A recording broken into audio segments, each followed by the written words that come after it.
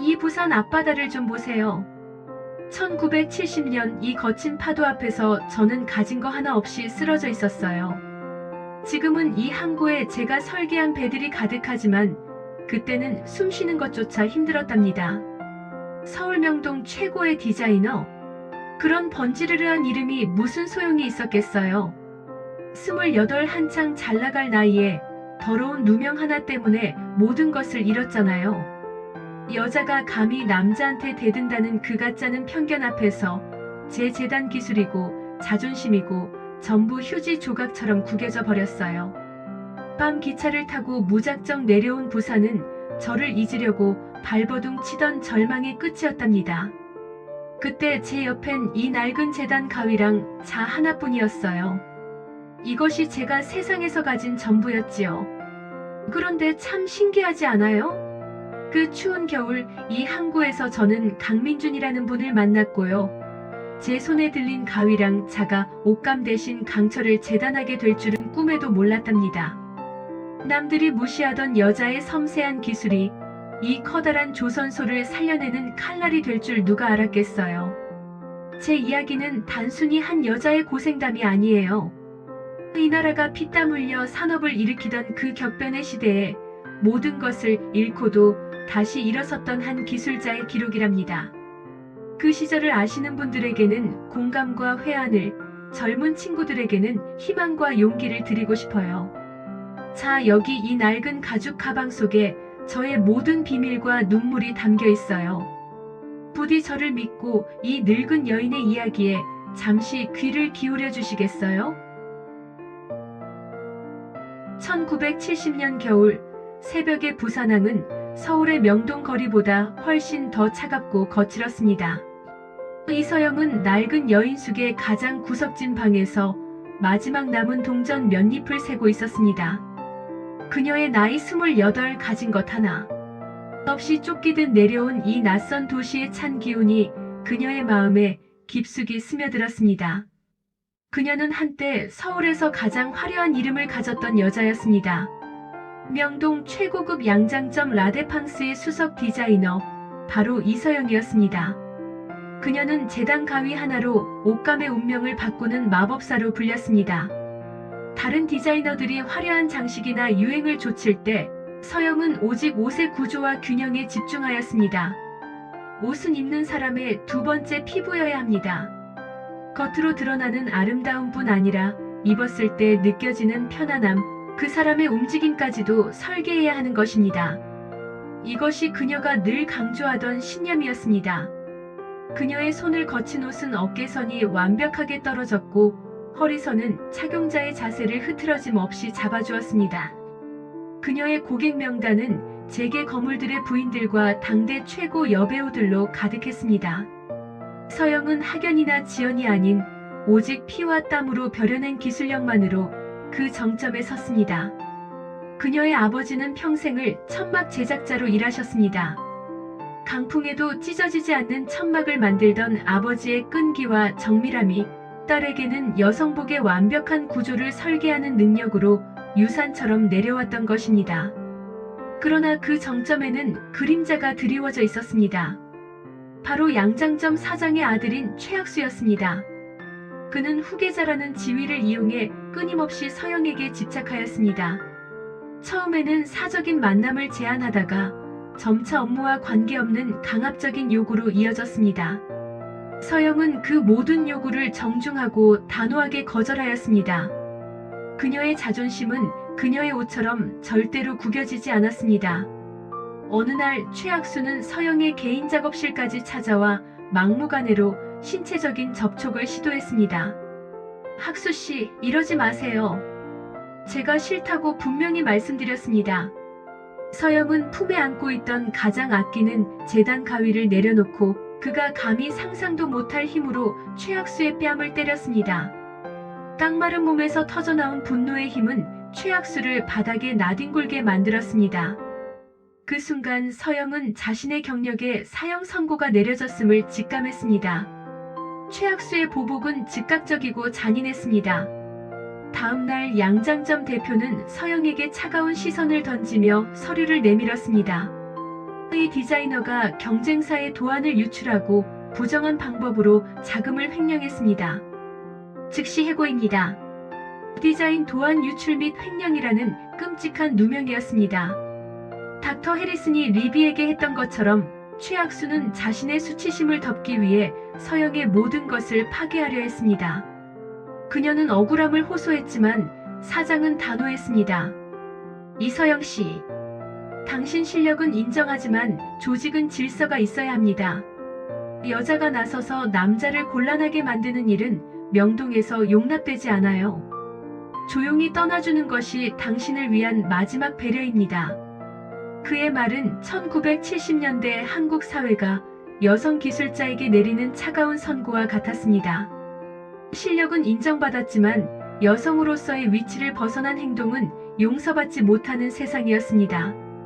서영은 분노와 절망 속에서 단 하나의 집만 챙겼습니다. 바로 아버지에게 물려받은 달고 다른 가죽 가방과 그 안에 든 재단 가위였습니다. 이 도구들은 그녀의 기술이자 곧 그녀의 영혼이었습니다. 서울역 대합실 밤 11시 30분. 부산행 완행열차에 몸을 실은 서영의 눈은 메마른 사막처럼 타들어갔습니다. 그녀는 눈물을 흘리지 않았습니다. 울기에는 이미 너무 지치고 또 너무 분노하고 있었습니다. 그녀는 기차 창밖으로 사라지는 서울의 불빛을 응시했습니다. 그 불빛 속에 자신이 쌓아 올렸던 모든 영광과 꿈이 함께 사라지고 있었습니다. 지금 부산의 여인 숙방. 그녀는 다시 눈을 떴습니다. 그녀의 손은 무의식 중에 가방을 만지고 있었습니다. 가방 속에는 단 하나의 희망 강철보다 단단한 기술이 잠들어 있었습니다. 여기까지 왔으니 이제는 무언가를 해야 합니다. 더 이상 도망칠 곳도 잃을 것도 없습니다. 그녀는 부산항의 거친 파도 소리를 들었습니다. 옷감이 아닌 강철을 다루는 이 거친 도시에서 그녀의 재단 가위는 어떤 새로운 운명을 만들어낼 준비를 하고 있었습니다. 어쩌면 그 끝은 그녀의 기술과 자존심을 온전히 받아줄 단 한 사람과의 만남일지도 모른다는 희미한 예감이 그녀의 마음에 번개처럼 스쳐 지나갔습니다. 부산 여인 숙방을 나온 지 사흘째였습니다. 가진 돈은 이미 바닥났습니다. 새벽마다 울리는 항구의 기적 소리가 서영을 깨웠습니다. 낯선 사람의 눈을 피해 잠시 몸을 뉘인 곳은 부산항의 인접 드문 창고 뒤편이었습니다. 깡마른 몸에 얇은 코트 한 장이 전부였습니다. 명동에서 최신 유행을 이끌던 디자이너의 옷이었지만 이 거친 부둣가에서는 아무런 방패막이 되지 못했습니다. 차가운 겨울 바람이 그녀의 몸을 훑고 지나갈 때마다 서울에서 겪었던 억울함과 분노가 다시금 심장을 얼어붙게 만들었습니다. 그녀는 숨이 막혀오는 듯한 고통에 눈을 질끈 감았습니다. 마지막 배려라는 사장의 말이 귓가에 맴돌았습니다. 명동에서의 삶은 화려했지만 근본적으로 자신을 인간이 아닌 도구로 여겼던 사회였습니다. 이제 그녀는 도구조차 될 수 없는 존재가 되었습니다. 배를 채운 지는 이틀이 넘었습니다. 극심한 허기와 추위는 이제 고통조차 느껴지지 않는 무감각함으로 바뀌었습니다. 서영은 더 이상 걸을 힘이 없었습니다. 그녀는 창고 벽에 기대어 쓰러지듯 주저앉았습니다. 마지막으로 품에 안고 있던 가죽 가방의 무게가 유난히 무겁게 느껴졌습니다. 그 안에는 아버지의 유산이자 자신의 영혼이었던 재단 가위가 들어있었습니다. 바로 그때 쇠와 기름 냄새가 섞인 짙은 기운과 함께 거친 발자국 소리가 가까워졌습니다. 새벽 작업을 시작하려는 인부들일 것입니다. 서영은 몸을 웅크려 그들의 눈을 피하려 했습니다. 어이 거기, 괜찮소? 굵고 단단한 목소리였습니다. 서영은 놀라 고개를 들었습니다. 눈앞에는 30대 초반으로 보이는 건장한 체격의 남자가 서 있었습니다. 그는 흙먼지 묻은 작업복 위에 두툼한 방한 점퍼를 걸치고 있었으며 눈빛은 깊고 우직해 보였습니다. 강민준, 바로 이곳 부산에서 빠르게 성장하고 있는 강남조선의 사장이었습니다. 민준은 그녀의 초라한 행색과 깡마른 얼굴, 그리고 무엇보다 그녀가 애지중지 끌어안고 있는 고급 가죽 가방의 이질적인 조합에 의아함을 느꼈습니다. 몸이 좋지 않은 것 같소. 잠시 이리로 따라와 주시겠습니까? 서영은 그를 경계했습니다. 서울에서 너무 많은 기만과 위선을 겪었기에 타인의 친절을 순수하게 받아들일 수 없었습니다. 하지만 추위와 허기가 그녀의 경고를 덮어버렸습니다. 그녀는 힘없이 고개를 끄덕였고 민주는 그녀를 부축하여 작은 국밥집으로 데려갔습니다. 뜨끈한 멸치 육수의 온기가 혀끝에 닿자 서영의 눈가에 뜨거운 것이 고였습니다. 오랜만에 느껴보는 온기였습니다. 국밥을 개걸스럽게 비우는 서영을 민주는 말없이 바라보았습니다. 저는 강남조선 사장 강민준이라고 합니다. 혹시 사정이 있으시면 말씀해 주시겠어요? 제가 도움을 드릴 수 있을지도 모릅니다. 서영은 잠시 망설였습니다. 디자이너라는 말 대신 정교한 치수를 다루는 기술자라고만 자신을 소개했습니다. 그리고 서울에서 겪었던 누명과 학수는 숨긴 채 경쟁사에 의해 부당하게 쫓겨났다고만 말했습니다. 최고의 양장점에서 재단과 설계 일을 했습니다. 하지만 지금은 일할 곳이 없습니다. 돈도 없고요. 민주는 그녀의 가방을 가리켰습니다. 그 안에 든 것이 재단 도구입니까? 네. 아버지께 물려받은 것입니다. 이것만이 제 유일한 기술입니다. 민준의 얼굴에 옅은 미소가 번졌습니다. 그는 몸을 숙여 진심이 담긴 눈빛으로 서영을 응시했습니다. 저는 배를 만듭니다. 사람들은 조선업을 그저 강철을 깎고 용접하는 거친 일이라고만 생각하지요. 하지만 배를 만드는 일이야말로 세상에서 가장 정교한 재단이 필요합니다. 설계 도면의 오차는 선체의 균형을 무너뜨리고 강판 재단의 오차는 수백만 원의 손실을 가져옵니다. 그는 손으로 테이블을 두드리며 힘주어 말했습니다. 이서영 씨의 섬세한 치수 감각과 정밀한 설계 능력이 우리 조선소에는 절실합니다. 조선소에 와서 저와 함께 일해 주시겠습니까? 강철을 재단하는 일을 맡아주셨으면 합니다. 서영은 충격을 받았습니다. 실크와 레이스를 다루던 손으로 강철을 다루라니요. 거절해야 마땅했습니다. 하지만 민준의 눈빛은 최학수의 비웃음이나 명동 사장의 차가운 경멸과는 완전히 달랐습니다. 그는 오직 서영의 능력만을 보고 있었습니다. 기술을 인정받지 못할 때 슬펐지만 그냥 견뎌내야 했어요. 과거 김연아 할머니의 독백처럼 서영은 이제 더 이상 도망칠 수 없음을 깨달았습니다. 명예가 짓밟힌 상황에서 생존과 재기는 오직 기술로만 가능했습니다. 저는 재단 가위 말고는 가진 것이 없습니다. 조선소 일은 해본 적도 없습니다. 서영이 겨우 입을 열었습니다. 상관없습니다. 제가 가르쳐 드리겠습니다. 이서영 씨는 이미 기술자입니다. 당신의 기술이 조선소를 살릴 수 있습니다. 민준의 목소리에는 흔들림이 없었습니다. 서영은 마침내 결심했습니다. 깡마른 몸에서 다시 한번 강인한 의지가 솟아났습니다. 좋습니다. 하겠습니다. 하지만 저는 돈을 받고 일하겠습니다. 누구의 동정도 받지 않겠습니다. 당연하지요. 정당한 대우를 해드리겠습니다. 강남 조선에 오신 것을 환영합니다.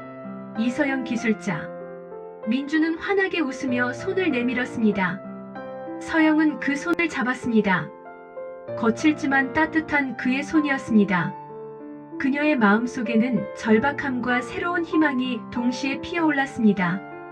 그녀는 이제 옷감의 구조가 아닌 강철과 파도의 구조를 이해해야만 했습니다. 내일부터 펼쳐질 거친 현장과 그곳에서 그녀를 기다릴 수많은 편견 속에서 서영은 자신의 모든 것을 걸고 증명해야만 했습니다. 그녀의 재단 가위가 강철을 뚫고 지나갈 수 있는지를 말입니다. 강남 조선에 들어선 지 6달이 흘렀습니다. 서영은 매일 새벽 5시에 일어나 강판 재단 현장으로 향했습니다. 명동의 양장점과는 비교할 수 없는 소음과 철 냄새 속이었습니다. 그녀는 자신에게 주어진 설계 보조 및 치수 관리 업무에만 집중했습니다. 강민준 사장은 약속대로 그녀에게 파격적인 대우를 해주었습니다. 하지만 현장의 분위기는 여전히 서늘했습니다. 현장 감독 박영감은 서영을 철저히 무시했습니다. 저 여자가 뭘 알겠어. 앉아서 종이나 만지작거릴 뿐이지. 박영감은 노골적으로 반감을 드러냈습니다. 40년 경력의 베테랑이었던 그는 실크를 다루던 여자가 강철을 논한다는 사실 자체를 모욕으로 여겼습니다. 다른 기술자들 역시 서영을 설계실 인형이라 불렀습니다. 그러나 서영은 감정을 드러내지 않았습니다. 그녀는 오직 기술로만 반응했습니다. 기존의 재단 방식은 늘 강판 손실률이 높았습니다. 서영은 자신이 양장점에서 옷감을 재단할 때 쓰던 가장 효율적인 패턴 배치법을 강판에 적용했습니다. 며칠 밤을 새워 복잡한 도면을 분석한 결과 그녀는 강판 손실률을 15% 이상 절감하는 획기적인 결과를 가져왔습니다. 민준 사장은 환호했습니다. 이서영 기술자 덕분에 우리 조선소가 엄청난 경쟁력을 갖게 되었습니다. 당신의 재단 기술은 강철에도 통하는군요. 민준의 칭찬은 박영감의 질투심에 불을 붙였습니다. 그는 노골적으로 서영의 계산을 의심했고 사소한 트집을 잡아 그녀의 작업을 지연시켰습니다. 서영은 절제된 표정으로 대응했습니다. 그의 감정적인 공격은 무시하고 오직 숫자와 근거로만 반박했습니다. 그해 가을 강남조선은 창사 이래 최대 위기를 맞았습니다. 일본의 대형 선사로부터 수주한 7,000톤급 유조선 건조가 문제가 되었습니다. 이는 강남조선의 기술력과 미래를 좌우할 핵심 프로젝트였습니다. 배의 주요 선체 부품인 거더거더 제작을 완료하고 조립을 시작했을 때 치명적인 문제가 발견되었습니다. 선체의 무게 중심이 미세하게 설계치와 어긋난 것입니다. 초기에는 오차 범위 내라고 여겼으나 조립이 진행될수록 오차는 눈에 띄게 커졌고 결국 배 전체의 균형을 위협하는 수준에 이르렀습니다. 이대로는 진수 자체가 불가능했습니다. 이게 도대체 무슨 일입니까? 배의 뼈대가 이렇게 뒤틀리면 어쩌자는 것입니까? 민준 사장은 설계실에서 도면을 집어던지며 격분했습니다. 납기 잃은 코앞이었고 계약을 이행하지 못하면 강남조선은 거액의 위약금과 함께 부도를 면치 못할 상황이었습니다. 박영감은 이 기회를 놓치지 않았습니다. 그는 서영을 향해 손가락질했습니다. 사장이 여자를 앉혀놓으니 이 모양이 된 것 아닙니까? 저 여자 들어와서 이상한 패턴 계산법 같은 걸 들고 와 현장을 흐트러 놓더니 결국 이런 일이 터진 겁니다. 박영감의 비난에 모든 기술자들이 동조했습니다. 그들의 눈빛은 역시 그럴 줄 알았다는 편견으로 가득 차 있었습니다. 박영감님, 이 문제의 원인이 이 기술자에게 있다는 증거가 있습니까? 민준이 차갑게 물었습니다. 증거요? 강철은 옷감이 아닙니다. 수십 년간 우리가 해오던 방식으로 했으면 이런 일 없었습니다. 박영감은 목소리를 높였습니다. 서영은 침묵했습니다. 그녀의 얼굴은 창백했지만 눈빛은 흔들리지 않았습니다. 그녀는 선체의 미세한 오차를 분석했습니다. 오차는 선체의 특정 곡선 부위에만 집중되어 있었습니다.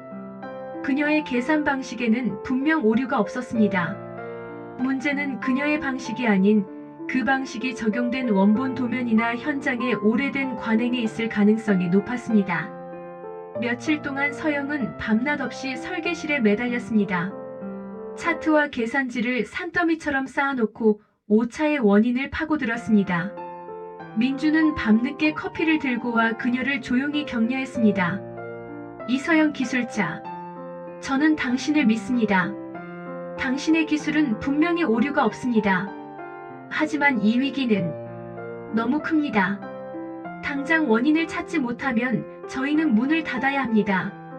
민준의 절망적인 목소리에 서영의 마음은 더욱 무너져 내렸습니다.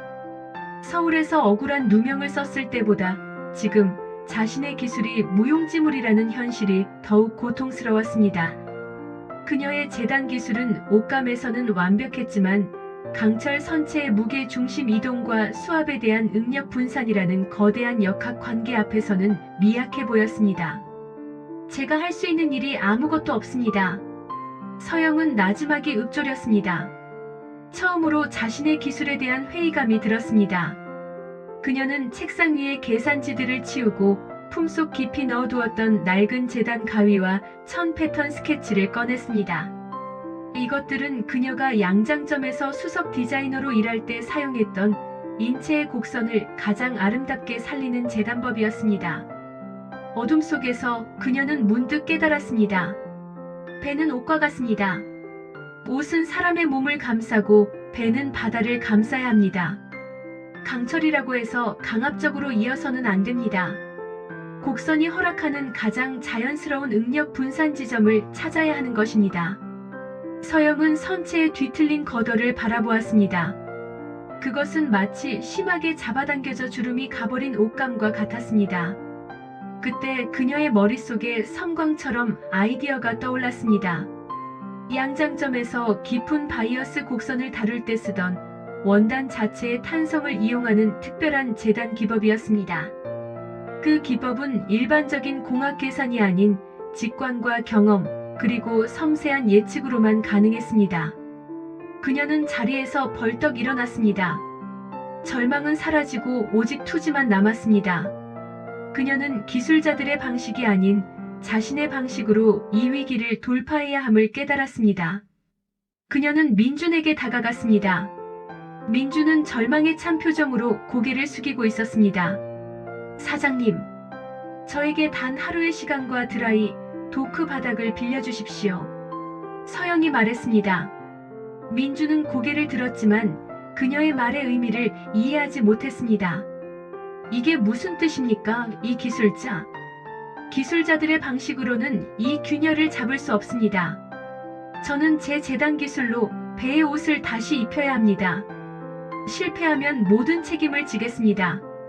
하지만 제가 배를 살릴 수 있습니다. 서영의 눈빛은 흔들리지 않았습니다. 그녀는 모든 것을 잃을 각오가 되어 있었습니다. 이 마지막 결심은 그녀를 다시 한번 절벽 끝으로 내몰았습니다. 명예회복이냐, 영원한 추락이냐. 내일 그녀는 강철을 재단해야 합니다. 모든 조선소 기술자가 지켜보는 가운데 그녀의 재단 가위가 강철을 뚫을 수 있을까요? 민주는 그녀에게 이 마지막 기회를 허락할까요? 이 거대한 위기가 이제 그녀의 손끝에 달려 있었습니다. 민준 사장은 깊은 침묵 끝에 고개를 들었습니다. 그의 눈빛은 절망 대신 마지막 희망을 담고 있었습니다. 단 하루, 드라이 도크의 모든 자원과 기술자들을 이서영 기술자에게 맡기겠습니다. 결정은 내려졌습니다. 이튿날 새벽 찬란한 아침 햇살이 부산항 드라이 도크 바닥을 비추었습니다. 7천 톤급 유조선의 거대한 선체가 서영을 압도하듯 솟아 있었습니다. 모든 기술자가 도크 주변에 모여 있었습니다. 그들의 표정에는 호기심과 불신이 뒤섞여 있었습니다. 특히 박영감의 얼굴은 분노로 굳어져 있었습니다. 여자를 사장으로 모시는 것도 모자라 이제 배를 옷감 취급하자는 것입니까? 이 배가 망가지면 책임지실 수 있습니까? 박영감이 소리쳤습니다. 서영은 차분했습니다. 그녀는 노련한 디자이너가 무대 위에 서듯 도크 바닥에 섰습니다. 박영감님, 강철은 옷감보다 단단하지만 근본적으로 균형을 원합니다. 옷이 인체의 곡선에 맞추어 재단되듯이 배 역시 파도와 수압이 만드는 가장 자연스러운 응력의 곡선을 따라야 합니다. 그녀는 선체 표면의 오차가 집중된 부위를 손으로 짚었습니다. 의 뒤틀림은 설계상의 결함이라기보다 강철이 자신에게 맞지 않는 힘으로 억지로 펴지거나 꺾였기 때문입니다. 우리는 강압적으로 이을 것이 아니라 강철 스스로 제자리를 찾게 만들어야 합니다. 그녀는 품속에서 꺼낸 낡은 천 패턴 스케치를 펼쳐 보였습니다. 그것은 양장점의 비밀이었던 깊은 바이어스 곡선을 다루는 복잡한 패턴이었습니다. 이 기법으로 오차 지점 주변의 강판 일부를 절개하여 장력을 풀어낼 것입니다. 그런 다음 강판이 가장 자연스러운 곡선을 찾도록 미세하게 재단하고 재용접해야 합니다. 이는 오직 치수 감각과 직관으로만 가능합니다. 기술자들은 코웃음 쳤습니다. 그러나 민주는 서영의 뒤에 단호히 섰습니다. 이서영 기술자가 제시한 방법대로 진행합니다. 전적으로 책임은 내가 집니다. 서영은 더 이상 설명하지 않았습니다. 그녀는 크레인으로 내려받은 정밀 측량 장비를 이용하여 강철 위에 가장 섬세한 절개선을 그었습니다. 마치 실크 위에 핀을 꽂듯 그녀의 손놀림은 정확하고 거침이 없었습니다. 그녀는 기술자들의 굵고 거친 손을 자신의 손으로 직접 잡고 용접 부위의 각도와 절개 깊이를 지시했습니다. 첫 번째 절개 작업이 진행되었습니다. 굉음과 불꽃이 튀었습니다. 서영의 지시에 따라 강판의 일부가 걷어내졌습니다. 그리고 놀라운 일이 벌어졌습니다. 딱 하는 소리와 함께 뒤틀렸던 걷어의 무게 중심이 거의 설계치에 가까운 각도로 미세하게 움직인 것입니다.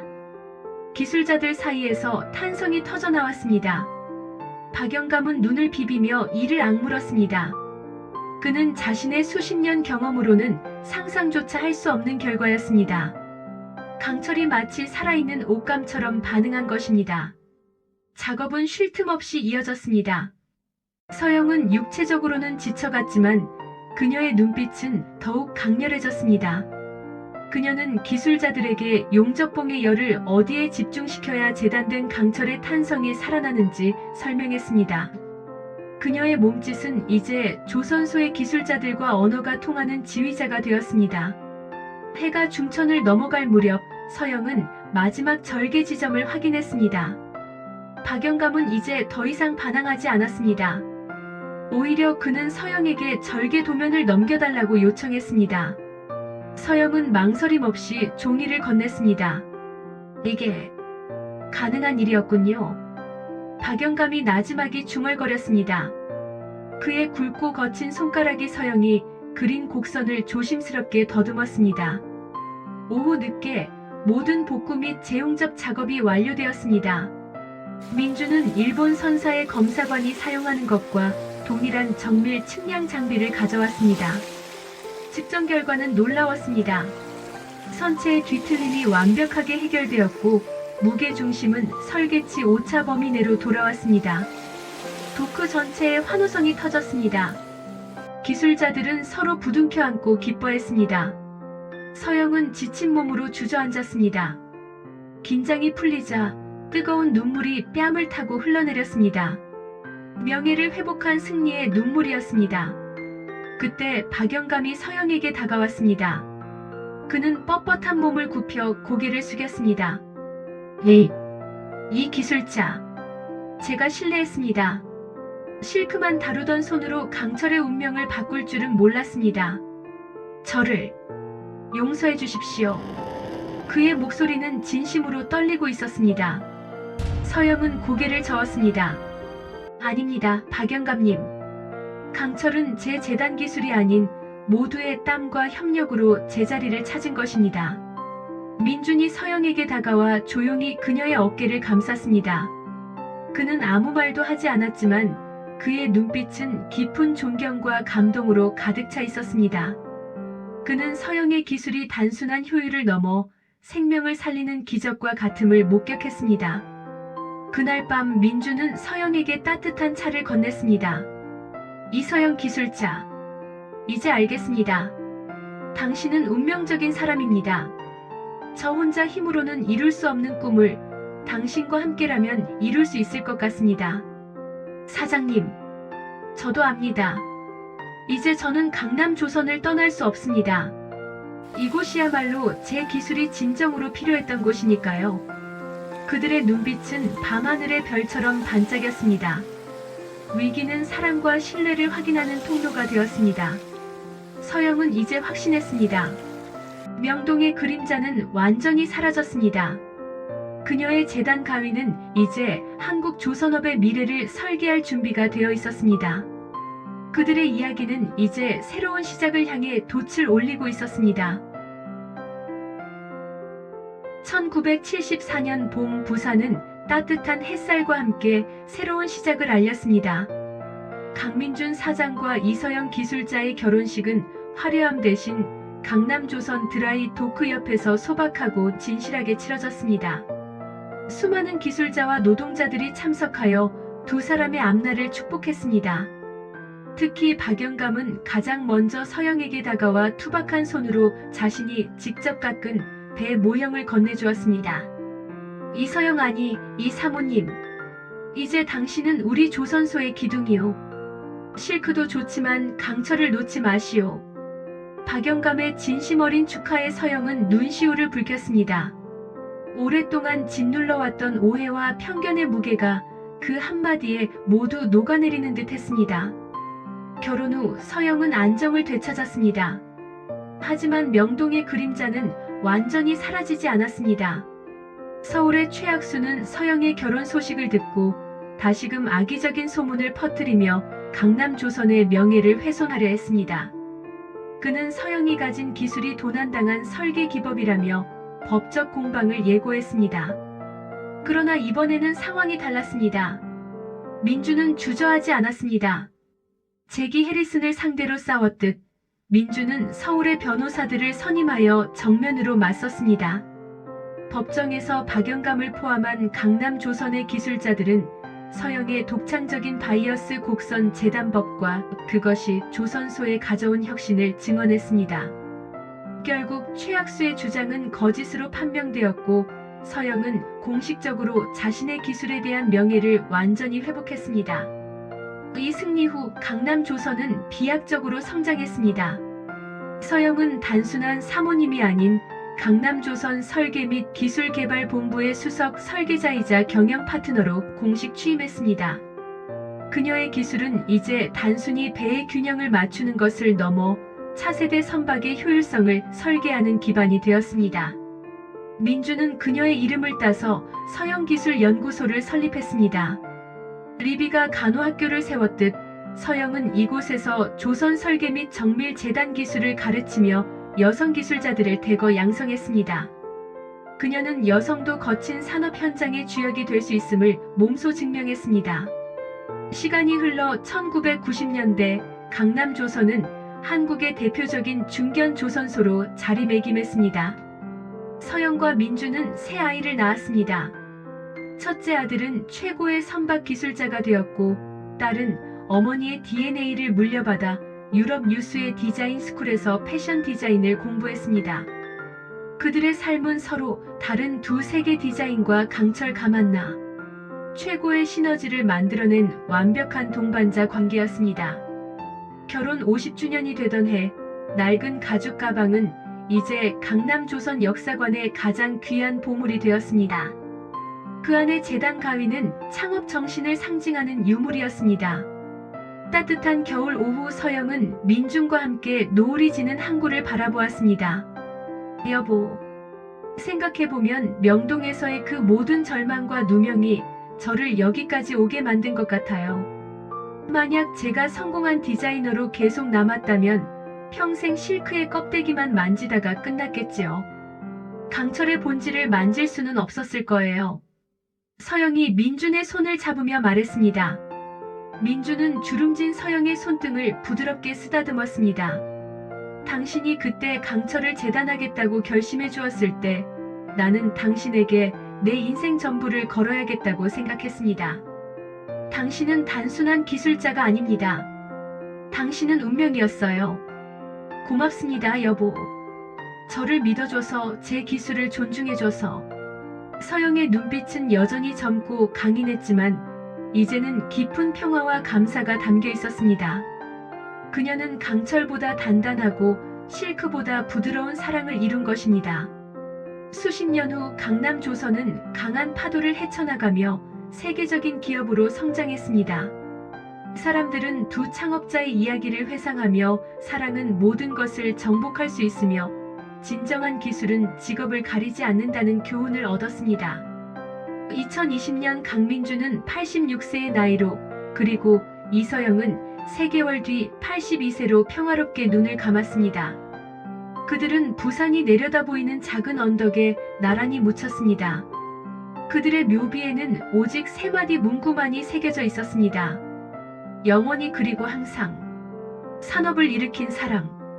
그들의 이야기는 오늘날까지도 대한민국의 모든 기술자와 기업가, 그리고 불합리한 세상에 맞서는 모든 사람들에게 용기와 희망을 주는 강철 같은 유산으로 남아 있습니다. 제 이야기를 끝까지 들어주셔서 정말 고맙습니다. 낡은 가죽 가방 하나로 시작한 이 거친 항해에 여러분의 따뜻한 공감이 큰 힘이 되었어요. 저는 명동의 차가운 눈물도 부산의 거친 파도도 모두 겪었지요. 지금 혹시 저처럼 막다른 길에 서 계신 분이 있다면 이 말을 꼭 전하고 싶어요. 당신의 기술, 당신의 진심, 당신이 가진 모든 자존심은 결코 사라지지 않는다는 것을요. 세상이 당신을 옷감의 껍데기만 보며 무시할지라도 당신을 알아봐줄 강민준 같은 사람은 반드시 나타납니다. 가장 큰 절망 속에서 가장 단단한 희망이 싹트는 법이니까요. 부디 용기를 잃지 마세요. 강철보다 단단한 당신의 꿈이 이 세상에 새로운 항로를 열어줄 거예요. 다시 한번 감사드립니다. 모두 행복하세요.